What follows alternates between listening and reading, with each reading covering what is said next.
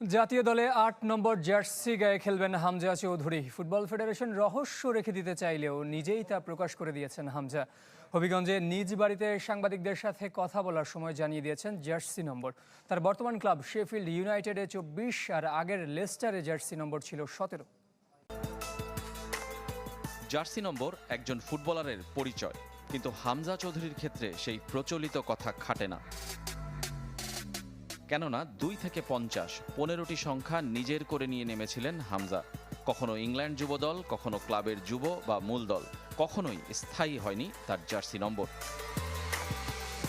তাই বাংলাদেশ দলে কত নম্বর জার্সি পরে নামবেন হামজা, সেই প্রশ্ন সবচেয়ে আলোচিত এবং আগ্রহের। ফুটবল ফেডারেশন সংখ্যাটাকে লুকিয়ে রাখতে চেয়েছিল, কিন্তু হামজা রহস্য ভেঙে দিলেন।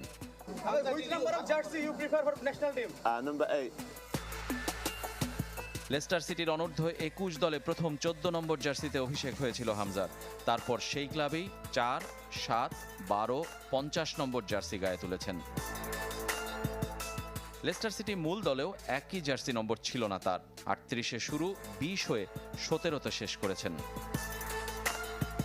এখন যে চ্যাম্পিয়নশিপ লিগের শেফিল্ড ইউনাইটেডে খেলছেন, সেখানে তার জার্সি নম্বর ২৪। মাঝে এই চ্যাম্পিয়নশিপ লিগ থেকে ওয়াটফোর্ডকে তুলেছিলেন প্রিমিয়ার লিগে, সেখানে তার নম্বর ছিল ৪।